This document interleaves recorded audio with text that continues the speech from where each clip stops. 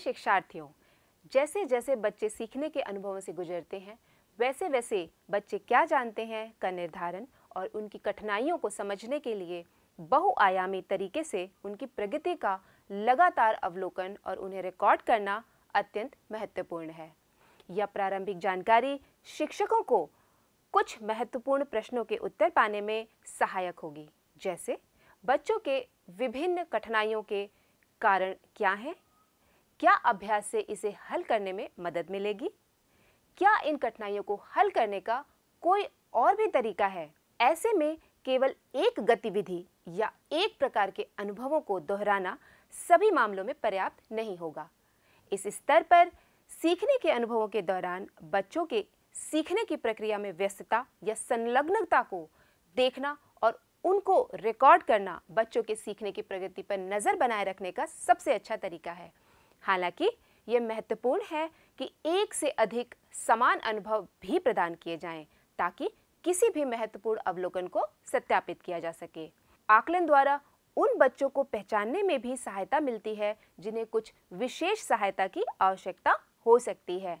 आकलन का उद्देश्य नए कौशल सीखने के लिए दिशा निर्देश प्रदान करना होना चाहिए। ऐसे में एक शिक्षक को बच्चों की बातचीत के तरीकों, व्यवहार, सीखने की प्रक्रियाओं और कार्यपत्रकों का निरीक्षण करना होगा ताकि ये पता लगाया जा सके कि उनके सीखने में किसी भी प्रकार की कोई बाधा तो नहीं है। प्रत्येक बच्चे के लिए शिक्षकों द्वारा भरे जाने के लिए सत्रवार 3 आकलन प्रपत्र भी तैयार किए जाने की आवश्यकता है। बच्चों की सीखने की प्रगति पर नजर बनाए रखने के लिए आकलन कई तरीकों से किया जा सकता है। आइए इनमें से प्रत्येक तरीकों को समझते हैं। सबसे पहले है अवलोकन। बच्चों के व्यक्तित्व के आयाम और सीखने की प्रक्रिया को समझने के लिए अवलोकन किया जाता है। यह सीखने की दैनिक गतिविधियों में की जा रही एक स्वाभाविक प्रक्रिया है। वैज्ञानिक रूप से किए गए अवलोकन बच्चे के व्यक्तित्व के विविध आयामों तथा सीखने की प्रगति के बारे में उपयुक्त सूचना प्रदान करते हैं। फिर है वृत्तांत अभिलेख यानी कि एनेक्डोटल रिकॉर्ड, जो कि बच्चों के अवलोकन के आधार पर की जाने वाली संक्षिप्त टिप्पणियां हैं। उदाहरण के लिए बच्चों ने कैसे और कहां समय बिताया, उनकी सामाजिक रिश्ते कैसे हैं, भाषा के प्रयोग, संवाद के माध्यम, स्वास्थ्य एवं पोषण आदतों के बारे में सूचना आदि। अब बात करते हैं पोर्टफोलियो की। पोर्टफोलियो समय समय पर बच्चों द्वारा किए गए विभिन्न कार्यों के नमूनों का एक लचीला और संक्षिप्त संकलन है जो बच्चों के सीखने के बहुत से आयामों को प्रदर्शित करता है। इस प्रकार का आकलन बच्चों की शक्तियों, ज्ञान तथा कौशल के प्रदर्शन पर ध्यान केंद्रित करता है। बच्चों की कला, चित्रकला, कौशल कार्य, कोलाज आदि के नमूने भी पोर्टफोलियो में शामिल होते हैं। इसके बाद आती है चेकलिस्ट।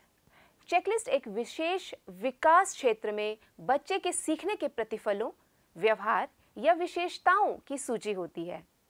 शिक्षकों को यह निर्धारित करना होता है कि बच्चे में यह सब विशेषताएं हैं या नहीं। रेटिंग पैमाना यानी कि रेटिंग स्केल चेकलिस्ट की भांति ही होता है, बस वह उपलब्धियों को केवल हाँ या नहीं में चिन्हित करने के स्थान पर यह बताता है कि उपलब्धि कितनी हुई है। यानी कि रेटिंग पैमाना कार्यों के प्रदर्शन, कौशल स्तर, प्रक्रियाओं, प्रथाओं, विशेषताओं, मात्राओं या अंतिम उत्पाद का आकलन करने के लिए प्रयोग होने वाला एक उपकरण है। चित्र एवं वीडियो क्लिप भी बच्चों की प्रगति तथा कार्यक्रम की भी प्रगति का आकलन करने में एवं बच्चों की प्रेरणा व आत्मविश्वास को बढ़ाने में सहायता करते हैं।